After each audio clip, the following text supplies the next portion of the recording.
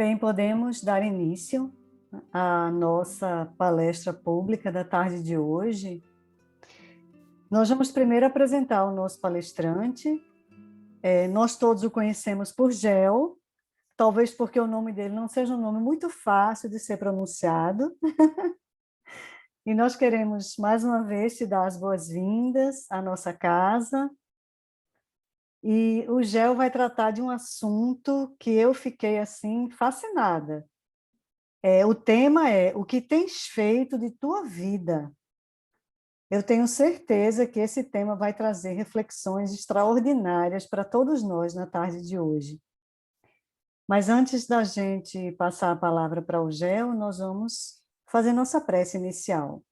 Vamos criar aquela conexão tão necessária com o nosso Criador, a equipe espiritual que nos assiste, que sustenta, que coordena este trabalho, e o nosso Mestre Jesus. Então, eu convido a todos a fechar os olhos neste momento e começar a elevar os pensamentos, pensando no bom, pensando no belo, visualizando o Mestre Jesus à sua frente e pedindo a este Mestre a sua proteção, o seu amparo, aquele cuidado tão especial que ele nutre por cada um dos seus irmãozinhos, encarnados, reencarnados neste planetinha chamado Terra.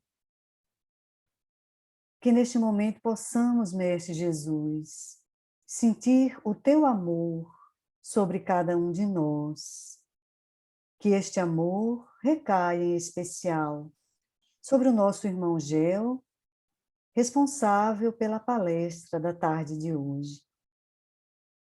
Que ele seja intuído, que ele seja amparado, que ele se sinta envolvido pela espiritualidade que coordena a Fraternidade Espírita de Aldeia e que possa trazer para nós momentos de aprendizado e de reflexões tão necessárias ao nosso processo de amadurecimento espiritual.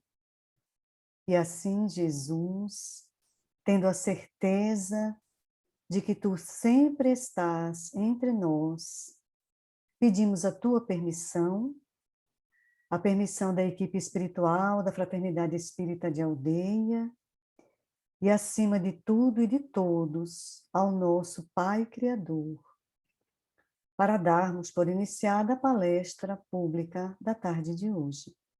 Que assim seja.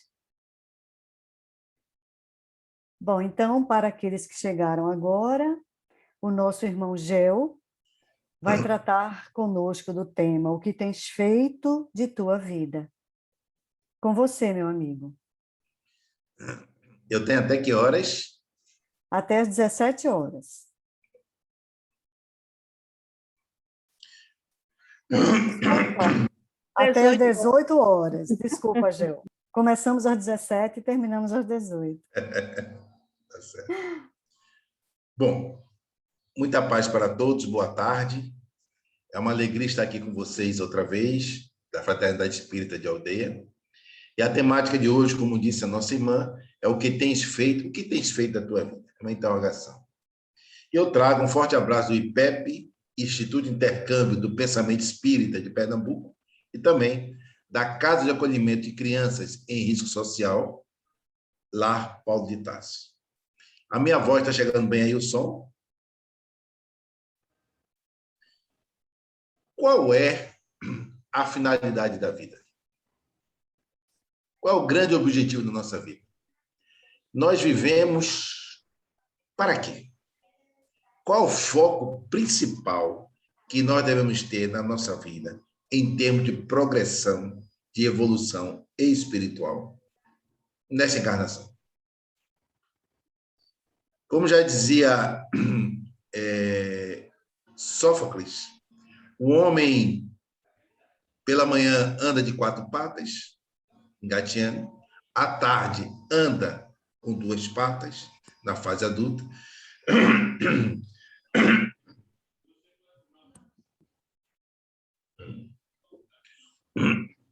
E à noite, para aqueles que chegam na madrugada, com 3 patas, as 2 pernas e a bengala. Mas todos, sem exceção, nascem, crescem e morrem. Hoje, segundo a ONU, Organização das Nações Unidas, a população humana no planeta Terra está se aproximando de 8 bilhões de habitantes. 8 bilhões de habitantes é muita gente. Considerando que o Brasil tem um pouquinho mais de 200 milhões, é quase 40 vezes a quantidade de brasileiros no planeta Terra. Muita gente. Para se ter ideia disto, quem já foi no estádio de futebol, aqui no Arena Pernambuco, no Arruda, na Ilha do Retiro, nos Aflitos, para não ter discussão de clube, qualquer um dos estádios, olha aquele estádio cheio, você toma um susto. Agora, imagine um estádio que tem, no máximo, 50, 60 mil pessoas. No entanto, todos nós, seres humanos, todos, sem exceção, seremos abraçados pela sepultura.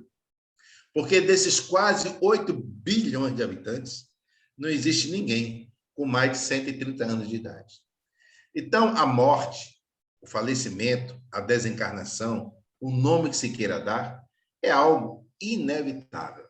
Não existe exceção. Isso nos leva a uma pessoa medianamente equilibrada a perguntar qual é o grande objetivo da minha vida aqui. O que é que eu devo fazer? Como eu posso melhor aproveitar esta viagem que estamos fazendo neste momento, nesta encarnação, no planeta chamado Terra? Permita-me contar 2 experiências pessoais que nos trazem para a reflexão da tarde de hoje. Uma aconteceu alguns anos atrás, as 2, alguns anos atrás. Eu estava em compromissos outros, longe do Brasil, e me encontrava na cidade de Roma, capital da Itália. E eu estava onde em Roma? Eu estava na arquibancada do famoso Coliseu. Coliseu histórico. O que era o Coliseu? O que foi, o que é o Coliseu? Hoje é um monumento histórico, mas ele foi construído, foi fundado aproximadamente há 70 anos depois de Cristo, 2.000 anos para trás. Na sua construção, dizem que foram utilizados aproximadamente 100 mil escravos. É uma obra fantástica, se imaginarmos aquilo sendo feito há 2.000 anos atrás. Quem conhece Roma, andando por Roma, está ali no centro da cidade, como se fosse um estádio de futebol, no estilo oval, que foi construído na época do imperador Tito. O Coliseu era o grande representante, vamos supor assim, do poder do Império Romano. Hoje é considerado uma das 7 maravilhas do mundo moderno. E cabia naquela época aproximadamente 80 mil pessoas. Então, no Coliseu, construído há 2.000 anos atrás, cabiam 80 mil pessoas nas suas arquibancadas, que é um número superior a qualquer capacidade de estádio de futebol hoje no Brasil. Você vai no Maracanã, no Rio de Janeiro, aqui na Arena Pernambuco, todos têm menos capacidade do que 80 mil pessoas. Então, vejo que obra de engenharia. E que a apresentação não era isso para o povo romano, no Império Romano, que durou mais de 300 anos e se alastrou pelo norte da África e quase toda a Europa. Então, eu estava lá, e na arquibancada. E eu não tem como não refletir. Você parar, e eu em pé ali numa arquibancada daquela, como se fosse um estádio de futebol, como eu disse, olhando tudo aquilo, e comecei a imaginar na minha mente, há 2.000 anos atrás, 80 mil pessoas ali. Então, naquele exato lugar em que eu estava, no passado, ali também tinha um romano, uma romana, uma criança romana, um menino, uma menina, exatamente naquele lugar. E não tem como você refletir como era aquela época, como se passava aquelas coisas naquele momento. E para que é que servia aquela arena, vamos supor assim, o Coliseu, que hoje é um museu? Lá se fazia as grandes festividades. Lá de cima da arquibancada eu olhei para baixo, e em vez de ver um campo de futebol, eu vi um tablado muito grande, que a metade estava aberto, e que embaixo do piso, tinha vários cubículos, onde de um lado ficavam os gladiadores, lutadores, e do outro lado ficavam os animais, as feras africanas, os leões, as leoas, etc., que eram trazidos principalmente do norte africano, da África, e colocava ali. E, no momento, deixava eles ficarem com fome, mais fortes, e colocava para lutar com os gladiadores. E aquela população de 80 mil pessoas, homens, mulheres e crianças, observando aquilo como uma grande festividade, principalmente nos sábados e nos domingos à tarde. Então, no horário como hoje, que nós estamos conversando aqui, às 17h10, no sábado à tarde, naquela época, aquela comunidade inteira de 80 mil pessoas, os privilegiados de então, em termos de conseguir acesso, porque muitos queriam acessar ali, era o pão e o circo da época, iam ver os leões lutando com os gladiadores. E se o leão arrancasse a cabeça do gladiador, todo mundo aplaudia. Era coisa linda ver a cabeça ser arrancada por um leão. Sangue e mais sangue. Era grande diversão. Ou então, também tinha outras festividades, como, por exemplo, um gladiador lutar com outro gladiador. Então, o objetivo era matar o outro, e quando derrubava no chão, olhava para o imperador, que ficava na tribuna, eu via a tribuna que ele ficava, e o imperador fazia aquele gesto famoso que aparece em vários filmes, com o polegar para cima ou para baixo. Para cima significa deixa esse gladiador viver, e o outro com a espada no pescoço. Ou para baixo é mate. E quando matava o outro no chão, as pessoas, naquela efusão, gritavam, vibravam, aplaudiam, etc. Depois daquela festa toda no sábado à tarde ou no domingo à tarde, terminava o espetáculo, como se termina hoje um jogo de futebol, e todos iam para suas casas na maior naturalidade. Tomar, talvez, comer o seu pão, a sua alimentação, o seu café da noite, sua janta, o pai, a mãe, o filho, a filha, como se nada tivesse acontecido. E eu refletindo comigo mesmo. Este era o mundo que Jesus, o período em que Jesus esteve aqui. Porque foi fundado 80 anos depois dele. E ele que falou em amor, em fraternidade, amar a Deus sobre todas as coisas, amar o próximo a si mesmo, estava ali. O padrão de humanidade que nós, infelizmente, ainda somos. Íamos aplaudir, porque todos são seres humanos. O Gel de hoje não é muito diferente do Gel, ou do Pedro, ou do César Romano. Depende muito das oportunidades. Eu costumo falar que todos nós temos ainda os germes de todos os defeitos. Às vezes você olha para dentro de si e acha que aquele defeito você não tem mais. Mas abra a janela, deixa a invigilância entrar, deixa a água da invigilância, da tentação, bater lá em você. Dê um pouquinho de tempo, continue sem orar e sem vigiar, que você vai ver se aquele germe escondidinho não vai se transformar numa árvore que não vai dar bons frutos, um tronco muito grande, que você vai ver que tudo aquilo ainda existia antes de você. Nós só nos libertaremos disto por completo quando atingirmos estágios mais elevados de evolução. Mas saindo um pouco ali de Roma, na reflexão de há 2.000 anos atrás, e vindo mais para o presente, uma outra experiência pessoal, agora mais recente, há alguns anos. Eu estava também longe daqui, na Europa, lá fazendo também outros compromissos, e eu aproveitei e passei lá na cidade de Amsterdã, lá na Holanda, e fui conhecer algo que me tocava muito, porque eu já tinha lido um livro chamado Diário de Anne Frank. Eu fui no Museu Anne Frank. Para quem nunca ouviu falar, quem foi Anne Frank? Anne Frank é uma menina judia que morava na Alemanha, na família, na época do crescimento ali do nazismo de Adolf Hitler, na Alemanha. E aí começou a perseguição aos judeus naquela época. O pai dela, percebendo que aquilo poderia prejudicar a família dele, já que todos eram judeus, foram para a Holanda, pensando ele que aquele movimento aconteceria apenas nos limites da Alemanha. Então, ele foi morar na Holanda, com o intuito de proteger a ele e a sua família. Mas, como nós sabemos na história, todo aquele processo de crescimento na Segunda Guerra Mundial, do pensamento nazista, de Hitler, etc., foi invadido por outros países. A Alemanha invadiu a Polônia, foi invadindo, inclusive a Holanda. onde eles estavam morando. E toda aquela cultura de perseguição às minorias, aos negros, aos deficientes físicos, aos ciganos, a testemunha de Jeová, aos judeus, que o nazismo trazia àquela época, foi levado também para a Holanda. Quando ele percebeu que os alemães invadiram a Holanda e tudo aquilo estava chegando lá, pertinho dele, em Amsterdã, ele decidiu proteger a sua família e esconder a sua família em um escritório. Era o local que ele trabalhava, que ele tinha lá um negócio, só que na parte de cima era uma casa de madeira, tem muito isso na Holanda, em Amsterdã, um prédiozinho de dois, 3 andares, mais ou menos, todo de madeira. E só que no andar de cima não tinha nada. O escritório funcionava todo no térreo. Foi o que ele fez, numa madrugada. Ele levou a sua família, uma das filhas chamada Anne Frank, e mais alguns amigos, todos judeus, e se transferiram de madrugada, escondido, para morarem em cima do escritório. E lá ficaram morando por quase 3 anos, escondidos sem ninguém saber. O escritório continuava funcionando, mas ele não mais estava lá. As pessoas pensavam que a família tinha fugido e eles escondidos ali em cima do escritório.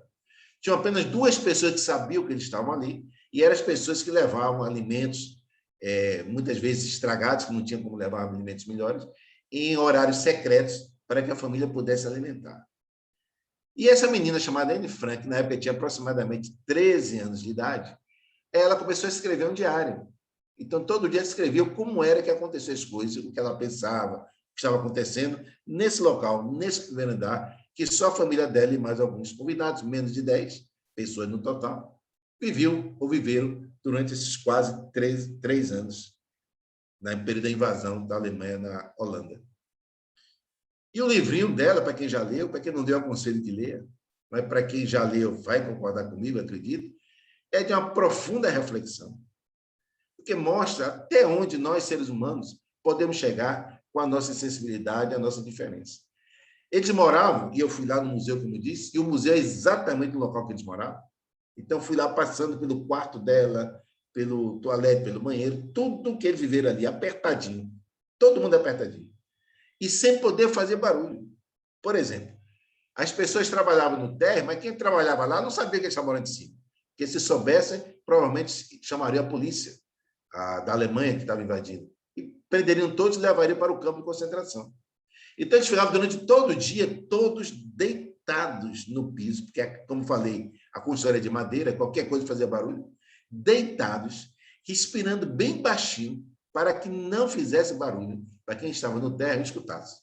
Então, imagine vocês viverem quase 3 anos nessas condições, deitado no piso, sem fazer nenhum barulho, porque senão alguém podia escutar e entregar toda a família para a polícia alemã.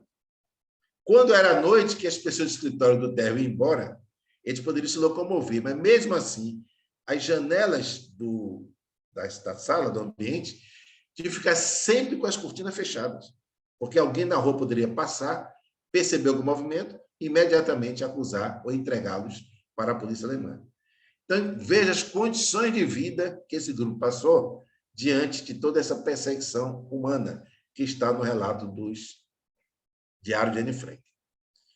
Até que, depois de mais ou menos 2 anos e alguns meses, eles morando assim, alguém descobriu, acusou na polícia alemã, e chegou uma tropa lá de policiais, prendeu todo mundo, e eles foram encaminhados para o campo de concentração. Todos sem exceção. E Anne Frank, que fez o diário, foi para o campo de concentração, depois foi para um outro campo de concentração, e ela faleceu lá mesmo, com tifo, ela e a irmã. Todos que estavam ali foram encaminhados para o campo de concentração, todos morreram, menos o pai. O pai dela chamava-se Otto Frank. E quando todos morreram e a guerra terminou, ele foi libertado do campo de concentração em que se encontrava. Ao ser libertado, ele retorna para Amsterdã, na Holanda. E ao retornar, ele vai no local em que ele tentou salvar a vida da sua família. Tentou, mas todos foram presos, todos morreram, menos ele. Então, ele chega lá E lá no museu tem uma foto dele, encostado na coluna de madeira, da casa, no dia que ele foi visitar onde o esconderijo. Tem uma foto de perfil, que está, inclusive, no YouTube, na internet, para quem quiser conhecer. É uma das fotos mais enigmáticas que tem. Enigmática. Dolorosa, profunda. E quando eu vi aquela foto enorme, quase que um pôster lá no museu, eu fiquei pensando comigo mesmo, o que é que não estaria passando dentro da cabeça desse homem? Num pai que saiu da Alemanha, foi para a Holanda, fez de tudo para proteger a família, mas no final a família foi presa, todos morreram num campo de concentração. O que é que não passava na mente dele naquele instante? As recordações que não viu na sua mente, observando todos aqueles ambientes em que ele viveu com sua família durante alguns anos naquele esconderijo.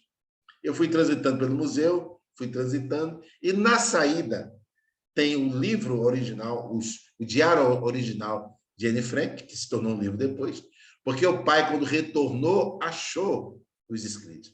E aí fez o diário, que hoje é um best-seller. Milhões de leitores, dezenas de línguas que foi traduzidos. É um livro famosíssimo.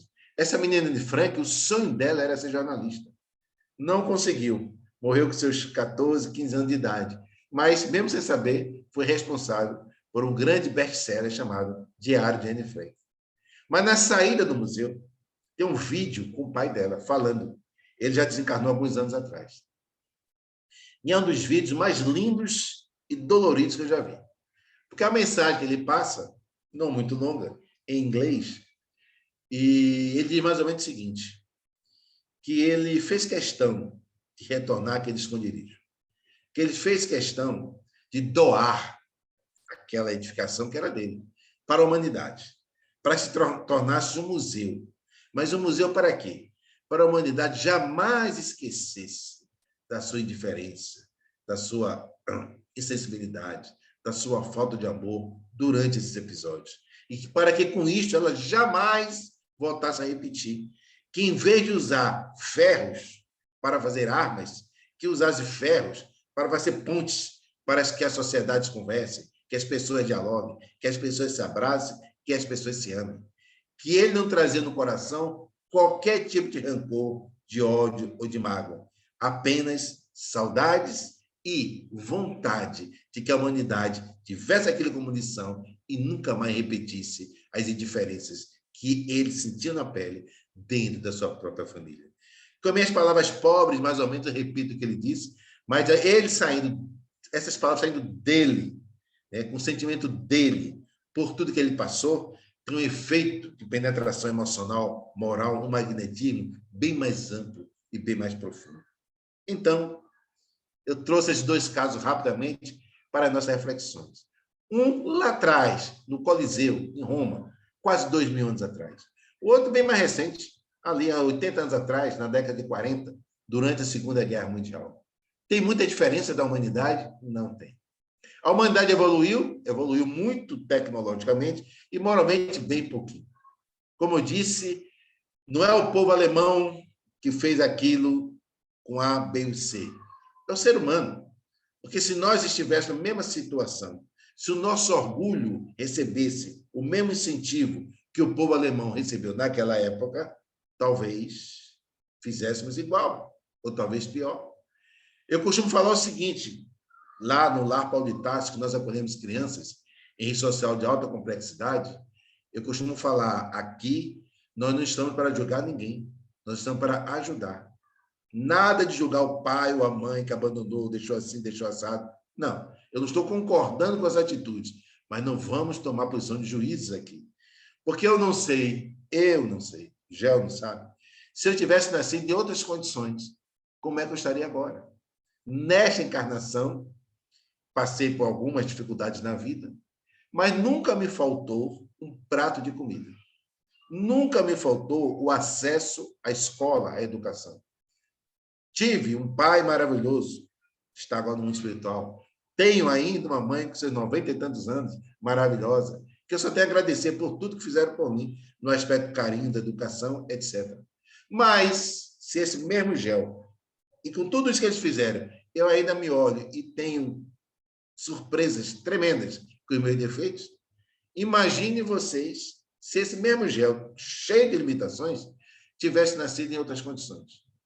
Num local com a mãe viciada em crack, como eu vejo muitas crianças lá Paulo de Tarso, o pai preso porque se envolveu no tráfico de drogas, etc, etc. Né? As dificuldades desses homens grandes agora para sustentar sua família, situações dolorosíssimas que eles estão passando. Como é que eu passaria diante desse pai, vendo 8, 9, 10 filhos com fome, a mãe, etc. Então, são reflexões que nós devemos tomar muito cuidado para não nos tornarmos juízes. Devido a isso, como eu disse, lá no Paulo de Tarso, lá no Lar Paulo de Tarso, não vamos julgar. A nossa meta aqui é ajudar. Sair dessa ajuda individual para uma visão mais coletiva, desses dois casos que eu coloquei, do Coliseu e do Museu de Anne Frank, qual é, então, o grande objetivo nosso na vida? Qual é o grande foco que nós devemos ter na vida? O que tens feito de tua vida? A pergunta-chave. No dia 3 de outubro de 1804, reencarna em Lyon, na França, o espírito que se chamaria de Hippolyte Léon Denis Rivail, mais conhecido entre nós como pseudônimo de Allan Kardec. Ele reencarnou com a missão de ser o codificador de uma nova doutrina, que ele mesmo colocaria um nome, um neologismo, um novo nome, chamando-a de Espiritismo. Ele reencarna, passa um período lá, como todos já sabem, uma média de 10 anos, em Verdun, na Suíça, estudando no maior centro educacional da Europa, que era coordenado pelo pastor protestante João Pestalozzi. Aprende tudo que existia na época no campo da ciência, no que se refere aos avanços em todas as áreas da humanidade. Tem intercâmbio com Pestalozzi no aspecto principalmente pedagógico, didático. Retorna para a França. Vai morar depois em Paris. Tem a sua vida normal de pedagogo, professor, pesquisador. Quando tem aquele momento famoso do ano de 1854, o seu amigo Fortier, Fortier, gostava do estudo do magnetismo animal. E Fortier ele falou de forma coloquial sobre a existência das reuniões que as mesas estavam se mexendo. As chamadas mesas dançantes, mesas girantes. No início, Rivail, vou chamar de Kardec a partir de agora, não se animou muito com o assunto, achou que era algo, né, mais para fraude ou para um tipo de fluido desconhecido, etc. Mas depois da existência de um outro amigo chamado Carlotti, e principalmente Fortier outra vez, no ano seguinte, em 1855, no mês de maio, na Gare de Pré-de-Maison, em Paris, ele aceitou ver uma reunião em que as mesas se mexiam e se locomoviam. E a partir dessa observação, conforme ele coloca mais na frente nos seus escritos, em especial na Revista Espírita, ele se interessou pelo fenômeno, porque ele viu, em loco, de que aquele fenômeno não era fraude. Tamanha a veracidade que aconteceu, a proximidade, a realidade diante de seus olhos. Ele foi mais de uma vez, observou mais de uma vez, e chegando a essa conclusão de que não era fraude, ele quis saber o que era. E abriu a possibilidade de serem espíritos à volta dos mortos. Em sendo os espíritos à volta dos mortos, abria para ele, Kardec, a grande possibilidade de encontrar respostas para as grandes perguntas que ele sempre teve na vida. Então, o que foi que ele fez? Quando ele percebeu que a maioria das pessoas, a enorme maioria, quase a unanimidade, não tinha maiores interesses nas questões filosóficas, científicas e religiosas, naquele assunto das mesas, estava ali muito mais para brincadeira, se divertir, já que naquela época não tinha televisão, não tinha rádio, não tinha computador, não tinha nada. Ele trouxe para ele a responsabilidade de agregar, juntar mais de 10 médios, coordenando um trabalho de perguntas e respostas através dos médios para os espíritos. E assim ele fez. Um trabalho profundo, metodológico, cuidadoso, com muita lucidez, com muito discernimento, para, no dia 18 de abril de 1857, publicar para nós o Livro dos Espíritos, na sua primeira versão, com 501 perguntas. Mais ou menos 4 anos depois, ele publica a segunda edição, com 1.019 perguntas. O que é que o Livro dos Espíritos trouxe para nós? Os princípios básicos da doutrina espírita. Quais seriam os princípios básicos da doutrina espírita? De forma maior amplitude, podemos dizer a existência de Deus, a imortalidade da alma, a comunicabilidade dos espíritos, a reencarnação, a evolução, a pluralidade dos mundos habitados, a lei de causa e efeito, o livre-arbítrio e a ética da fraternidade. A ética da fraternidade. E o que é que vai ser a ética da fraternidade? Que até chegar na ética da fraternidade, eu falei dos princípios da vida, físicos, químicos, biológicos, reencarnação, existência de Deus, metafísica, etc. Mas, no final, deixei a ética da fraternidade. Que ética é essa? Existem várias éticas no mundo. Se quem estuda o assunto de Aristóteles, Platão, se aprofunda sobre a questão da ética. Mas o que deveria ser a ética da fraternidade? A ética da fraternidade, quem melhor colocou para nós, na sua essência, foi Jesus. Na pergunta 621 do Livro dos Espíritos, Kardec interroga os espíritos: onde está escrita a lei de Deus? Resposta: na consciência. 4 perguntas depois, 625. Quem Deus legou para a humanidade para servir de exemplo? Resposta: veio de Jesus. Raciocinemos. O Espiritismo nos fala sobre reencarnação, pluralidade dos mundos habitados, imortalidade, mediunidade, etc, etc. Mas tudo isso nos leva a que postura moral? Tudo isso está dentro de que bojo, de que escopo do campo comportamental, na ética da fraternidade, que é amar a Deus sobre todas as coisas e amar o próximo a si mesmo. Se nós pegarmos os evangelhos, 4 evangelhos ditos oficiais de Jesus, e mesmo os considerados não oficiais, se nós espremermos mesmo, lá no fundo tem o quê? Amar a Deus sobre todas as coisas e amar o próximo a si mesmo. Este é o nosso grande desafio. E por que é o nosso grande desafio? Eu costumo falar o seguinte: um dia eu estava conversando com um amigo meu, eu falava o seguinte: olha, a ética da fraternidade, ou seja, esta que nós conhecemos, ensinada por Jesus, ela serve para qualquer um. Pode ser materialista, pode ser católico, budista, islâmico, não importa. Serve para qualquer um. E tem mais, eu dizia para o meu amigo, sendo agora bem pragmático. É o único caminho, já dizia Jesus, e eu concordo com ele, que eu vejo em termos práticos, objetivos, sem nenhuma influência filosófica, religiosa, científica, apenas observacional, em que as coisas podem melhorar. Eu não vejo outro caminho. Por exemplo, se eu pegar aquela máxima do Cristo, fazer ao próximo, gostaria que o próximo lhe fizesse, e trazer para o mundo agora, nesse momento.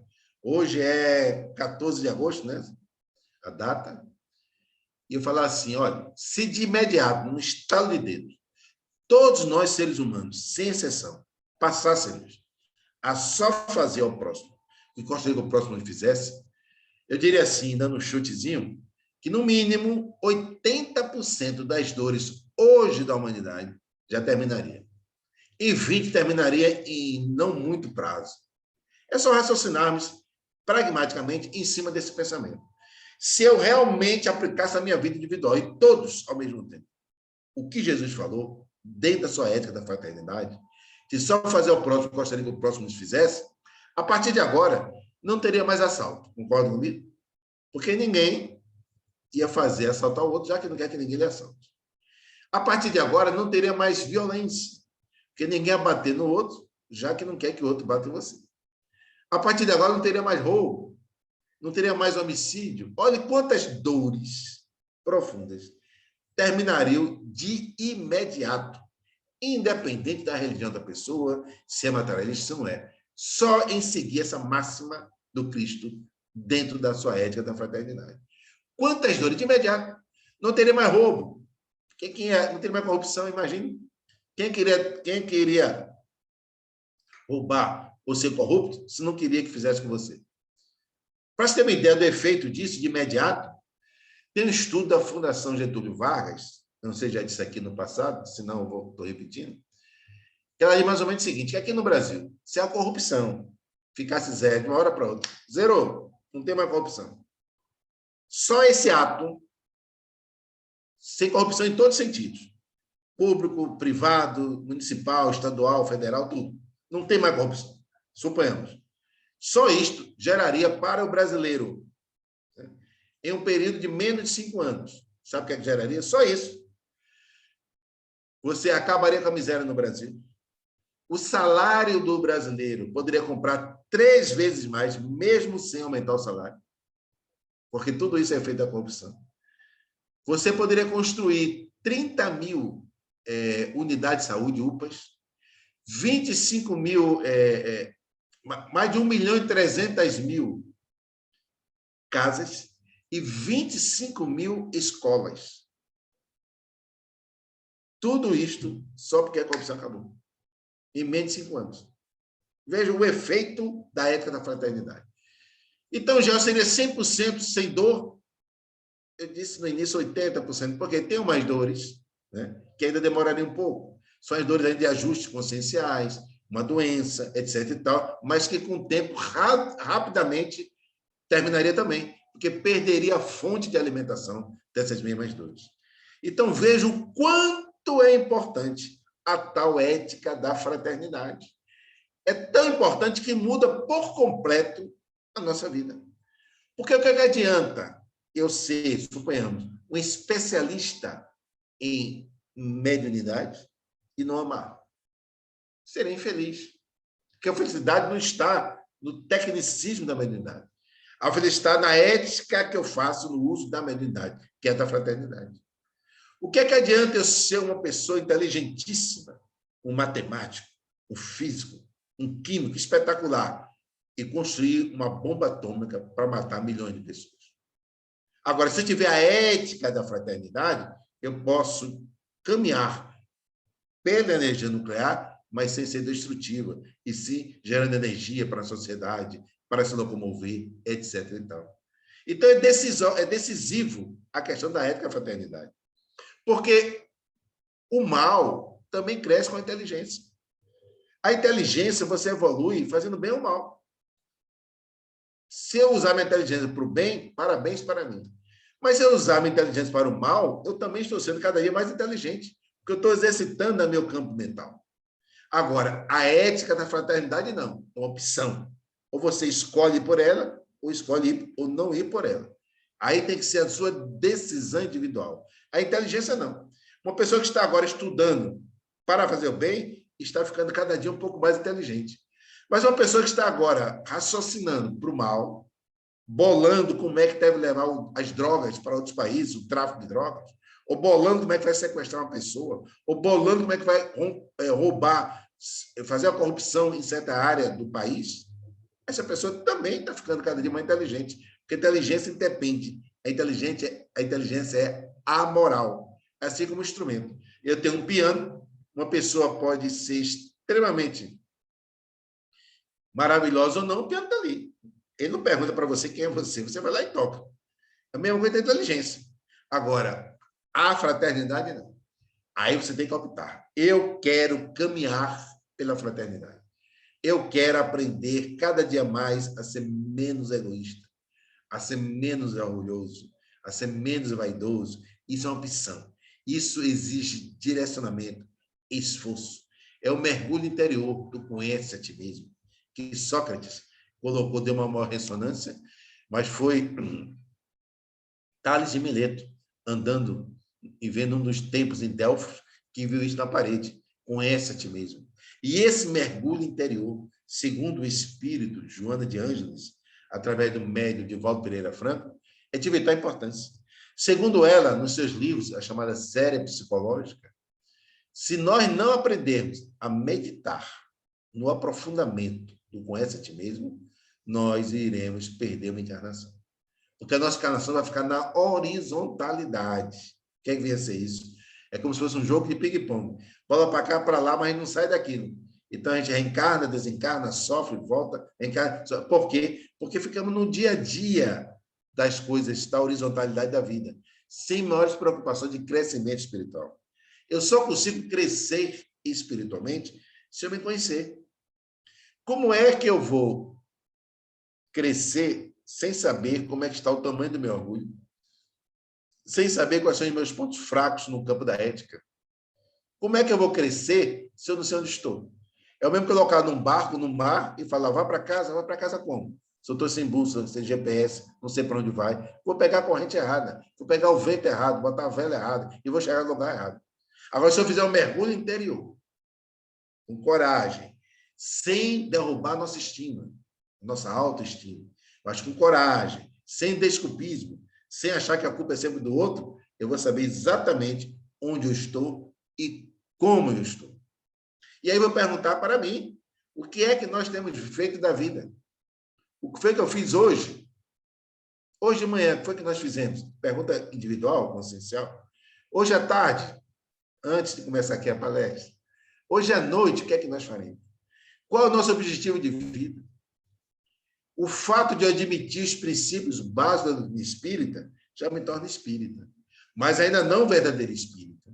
Porque o verdadeiro espírita, conforme está na codificação colocado por Kardec, é aquele que, além de admitir os princípios básicos da doutrina espírita, se esforça diariamente, honestamente, corajosamente, perseverantemente, para que amanhã seja moralmente melhor do que ele mesmo no dia de hoje.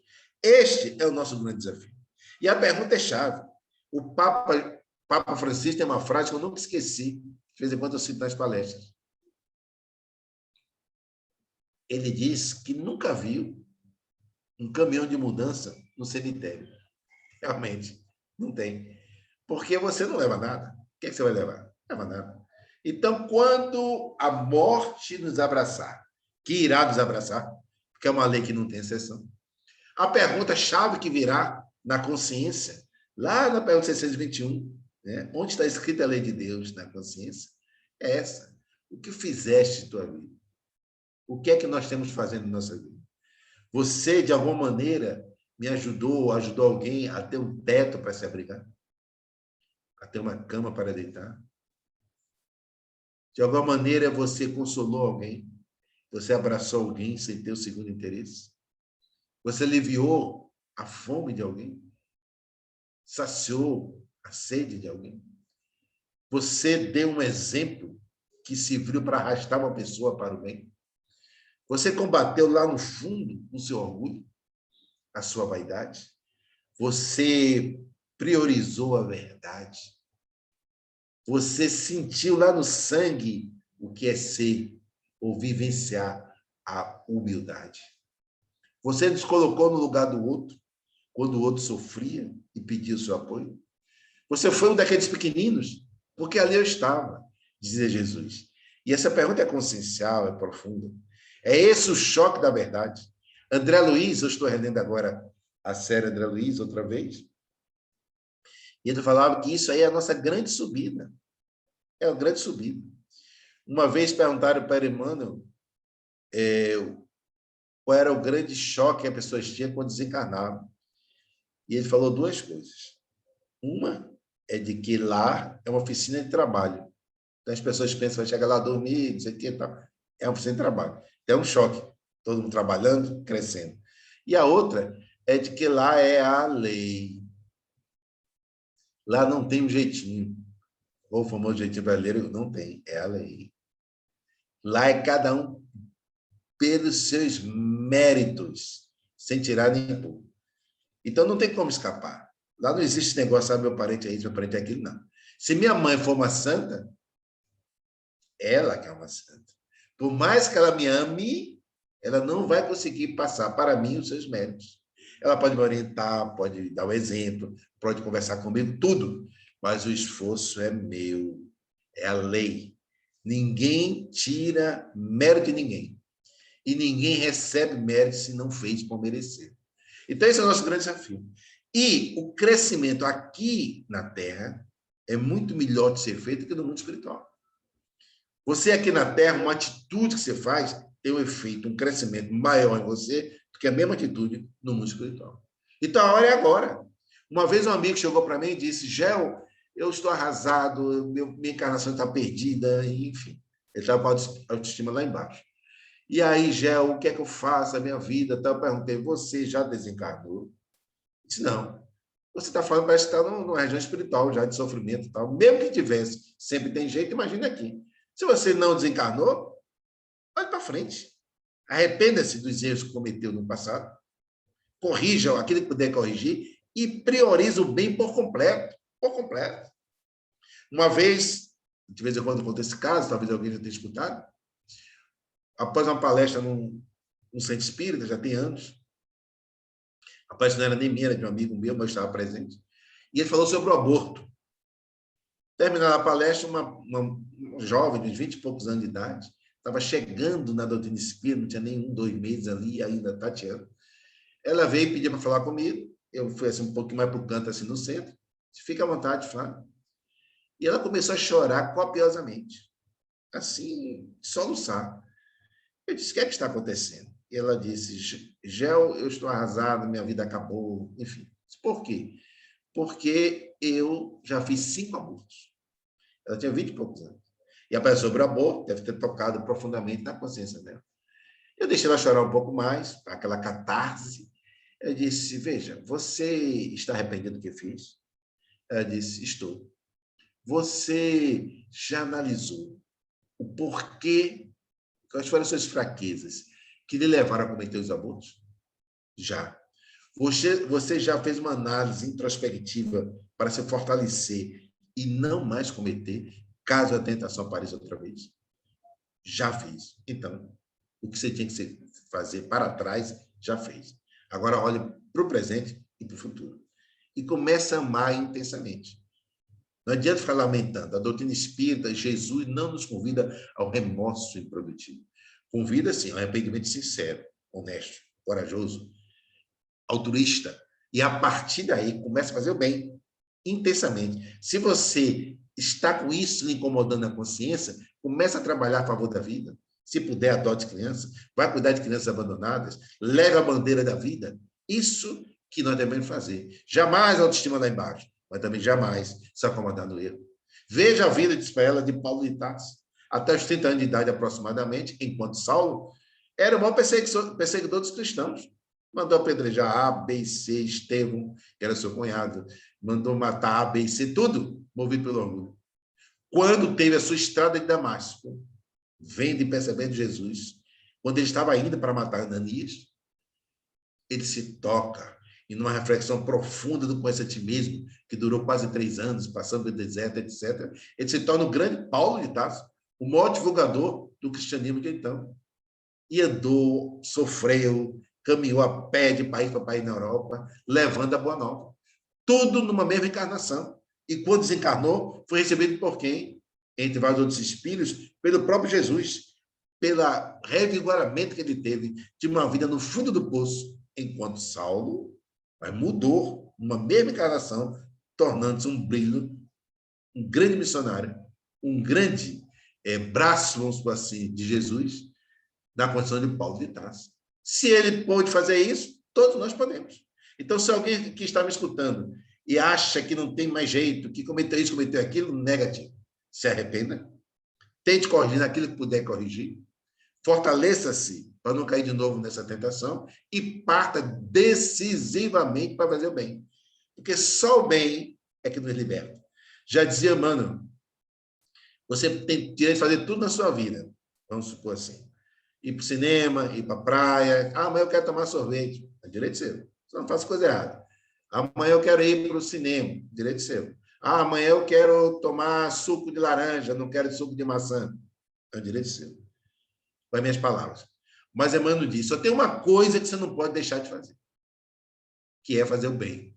Porque o bem é o único caminho que você tem para reajustar o seu passado em termos conscienciais e abrir perspectivas de plenitude e felicidade para o seu futuro. E esse desafio de fazer o bem, todos nós temos condições de fazer, sem exceção. Não existe álibi. Às vezes nós nos acomodamos, às vezes o egoísmo bate forte, nos abraça, e a gente vai cair na ilusão e no avanço como deve avançar. Permita-me contar um caso pessoal, que se encaixa na temática de hoje, que fala sobre egoísmo, sobre fazer o bem, que é resposta para a pergunta da palestra de hoje. O que tens feito da tua vida? Eu tenho ainda 10 minutos, não é isso? E vou sintetizar nesse período. Na década de 80,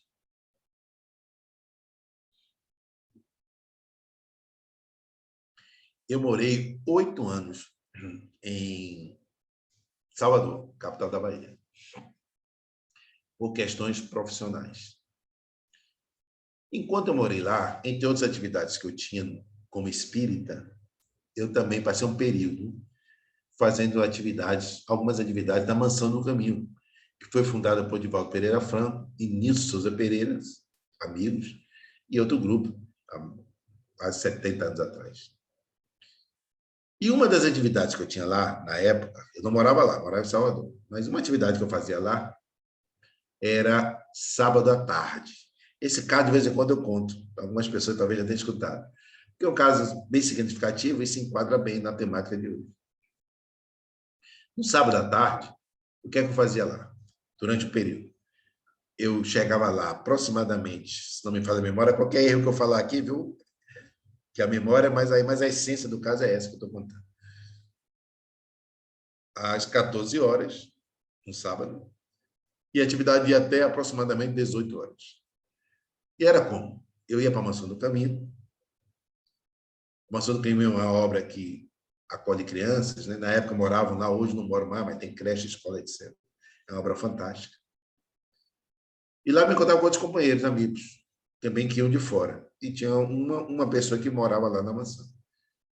Nós nos reunimos na mansão, fazíamos como se fosse assim uma preparação, um evangelho no lar reduzido, e às 14h30, no máximo, 14h20, 14h30, nós saímos a pé. Saímos da mansão e íamos a pé, uma comunidade muito carente, materialmente falando e moralmente também, próxima da Mansão do Caminho, que fica num bairro chamado Pau da Lima, em Salvador. Então, essa atividade nós fazíamos no sábado à tarde. Ia para a mansão, saía andando, ia para essa comunidade, e na comunidade, quando dava aproximadamente 18 horas, fazíamos uma prece lá mesmo na comunidade, com os participantes, e todos iam para suas casas de lá mesmo. E o que é que nós fazíamos na comunidade? Nós tínhamos várias atividades. Uns iam cuidar dos doentes da comunidade, outros iam ensinar negócio de costura, etc. Eu participava de um grupo de adolescentes, jovens e adolescentes. Fazíamos banca de estudo, evangelização, às vezes mutirão para levantar a casa de uma viúva que caiu na chuva e ajudava, enfim. Era aquele trabalho todo comunitário. Eu estou acelerando aqui porque eu tenho pouco tempo para não ultrapassar o tempo da reunião. E aí, tudo bem, todo sábado, normal, a atividade acontecendo, muito intenso, tal, etc. Quando chegava às 18 horas, naturalmente, eu estava morto de cansado. Eu era bem magrinho na época, bem mais do que hoje. Mas, mesmo assim, cansava, né? Imagina, você, quem conhece Salvador, geralmente está subindo ou descendo, então subia a ladeira, descia a ladeira, isso para na casa de fulano e tal, aquelas coisas todas. A tarde toda, às 18 horas, estava morto. Quando chegava a hora da prece, fazia a prece, e aí eu ia embora para casa, pensando já em duas coisas. No meu banhozinho frio, eu gostava de banho frio, e gosto, e na sopinha quente que minha esposa preparava. Então, quando terminava, eu já imaginava chegar em casa, tomar aquela ducha e a minha sopinha. Pronto. Só que um dia, quando terminou a prece, eu estava saindo, uma menina de aproximadamente 12 anos de idade chegou para mim e disse: "Tio Gel". As pessoas me conheciam porque eu estava ali andando na frente dos trabalhos, mas aquela menina, eram tantas crianças lá que eu não lembrava dela. Uma menina linda, parecia uma bonequinha, assim, um rostinho de bonequinho. Ela olhou para mim, eu olhei para ela, não a reconheci. Mas a tio Gel, bem intimista comigo, pegando as minhas duas mãos, falou: "Vamos ali conhecer a minha casa". E eu já pensando, olha o meu egoísmo, eu já pensando na ducha, né, a aguinha fria, na ducha fria, e na sopa quentinha. Quando ela falou, vamos ali, eu cansado, já pensando nisso, mas eu pensei, a casa dela deve ser aqui perto, eu vou logo lá com ela. Eu disse, tá bom, minha filha, onde é a sua casa? Ela me deu aquela resposta nordestina. Eu já minha casa é ali, aquele ali. Quando ela apontou, eu subia, descia, uma casinha lá no alto, aquela luzinha acesa que ela me apontou. Eu disse, meu Deus, eu estou aqui morrendo, pensando em ducha, olha o meu egoísmo. Pensando na sopa, eu vou fazer o quê? Eu pensando. Eu disse, olha, fazer o seguinte, no próximo sábado eu vou. Agora não dá mais, eu pensei. E disse, vem cá, minha filha. Vamos fazer o seguinte, no próximo sábado, você chega aqui às 14h30, porque quando o tio já está chegando, dá descansado e vou lá com você conhecer a sua casa. Que agora o tio já está cansado, fiz todo aquele chororô para ela. Eu pensei até que ela não ia gostar muito. Mas não, menina alegre, sorridente. Tá bom, tio Gel, ela me deu um beijo, e saiu com as amiguinhas correndo, foi embora, e eu fui para casa. Tomei meu banho, minha ducha, minha sopinha quente. Já passou a semana de trabalho normal, já não me lembrava mais do caso. Nem lembrava mais. No sábado seguinte, lá eu estava de novo. Quando deu 18 horas, terminou a prece, quem me chega? A menina de novo. Tio Gel, vamos lá comigo hoje, já que você não foi na semana passada?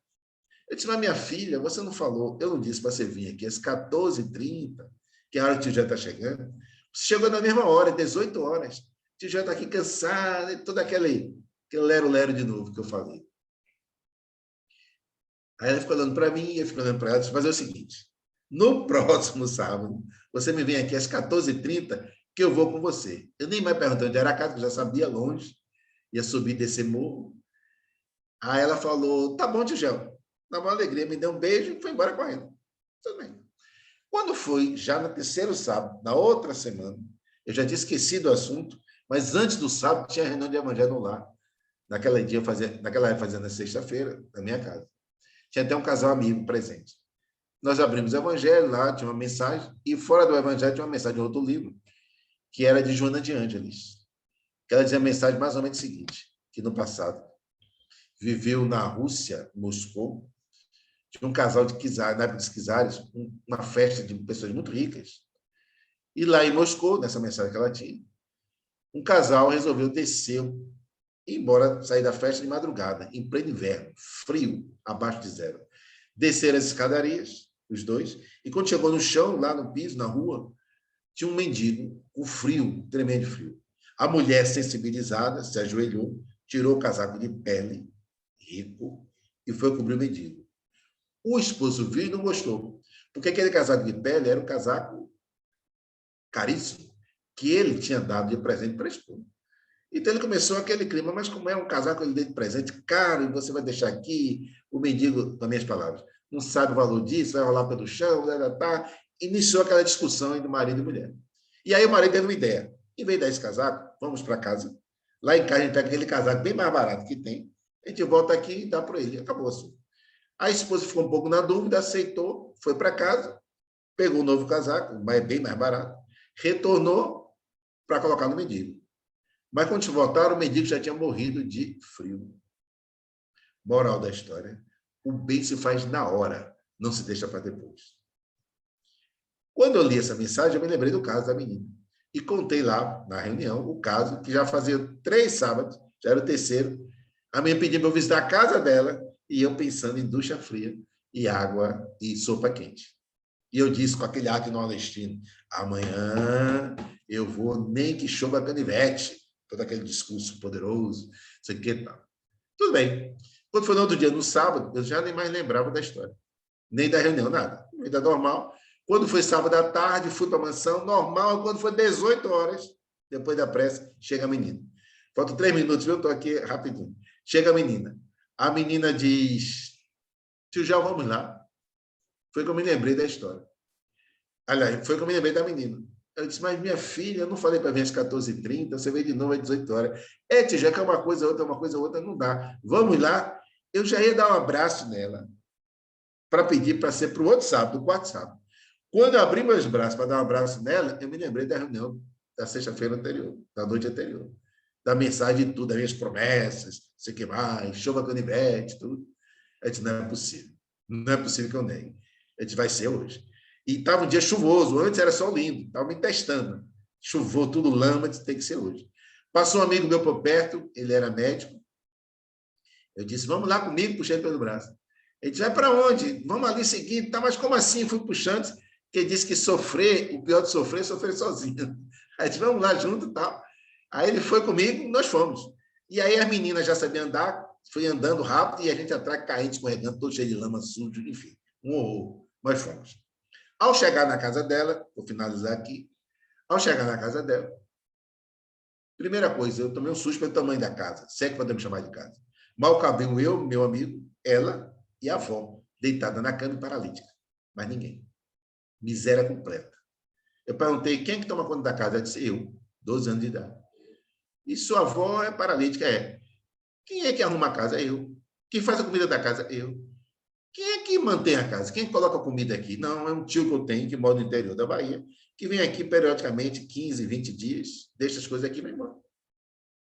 Mas você que faz tudo, 12 anos, limpa a casa, cuida de sua avó, tudo. Ela olhou para mim, se aproximou, pegou nas minhas mãos e disse: tio Gel, é por isto que eu não consigo chegar às 14 horas. Eu fico aqui fazendo as coisas, fazendo as coisas, e quando minha avó olha e diz: oh, vá correndo, porque tio Gel vai embora. Aí eu saio correndo aqui, desembalado, para ele pegar lá às 18 horas. Aí eu parei para pensar assim: meu Deus, quem é o cristão aqui? Eu ou ela? Eu que fico fazendo palestra, falando disso, falando daquilo, ou ela, que é a rima de família, com 12 anos de idade, cuidando da avó, e que corria para lá para baixo, para ela e a avó ter alegria, que para ela seria uma honra ter este pecador aqui, Gel, conhecendo a casa delas. Meu Deus do céu. E para finalizar, eu me lembrei de Felipe Pinel, pai da moderna psiquiatria. Quando desceu na Universidade de Le na França, no domingo de primavera, para libertar os esquizofrênicos, quase 30, que tinha no porão da universidade, ele viu aquelas correntes, as pessoas amarradas, aquela sujeira terrível. Ele desceu as escadarias, deixou a porta aberta. Um daqueles doentes que já estava lá há mais de 10 anos, preso com feras humanas, se aproxima dele, se ajoelha, abraça as pernas dele e diz: muito obrigado. E ele disse: obrigado por quê? Eu não fiz nada, acabei de chegar. E o doente falou: obrigado, porque você desceu e deixou a porta aberta. E ao deixar a porta aberta, penetrou um raio de sol. E já fazia tanto tempo que eu não vi um raio de sol, que eu nem mais sabia como era um raio de sol. Muito obrigado a todos vocês, muita paz, que assim seja. Gel, nós que agradecemos muitíssimo a sua presença e a palestra fantástica, com o tema maravilhoso que você nos brindou nessa tarde. Agradecemos de coração mesmo. E que essa temática seja uma constante na vida de cada um de nós, né? Para que a gente, fazendo esse exercício diário, até que fique mais fácil a gente ir direcionando, ajustando a nossa rota, nossa caminhada. Muito obrigada mais uma vez. Eu que E agradeço. eu convido a todos para que a gente faça a prece de encerramento da nossa palestra de hoje. Fechando novamente os olhos, sem dúvida nenhuma, muito mais ricos do que quando fizemos a prece para iniciar este trabalho. Agradecemos mais uma vez ao nosso amigo palestrante pelas colocações tão apropriadas que foram trazidas na tarde de hoje para nós. Que nós possamos realmente aproveitar as informações, as colocações, os exemplos e colocar em prática na nossa vida, na nossa rotina, em busca da nossa moralização, do nosso crescimento como espíritos imortais que somos. E agradecidos ao apoio, ao amparo da equipe espiritual da nossa casa, ao amor incondicional do nosso Mestre Jesus, e um agradecimento ao nosso Criador, nós damos por encerrada a palestra pública da tarde de hoje, que fiquemos todos envolvidos nestas suaves vibrações de paz. Que assim seja. Obrigada, meu amigo. Até a próxima.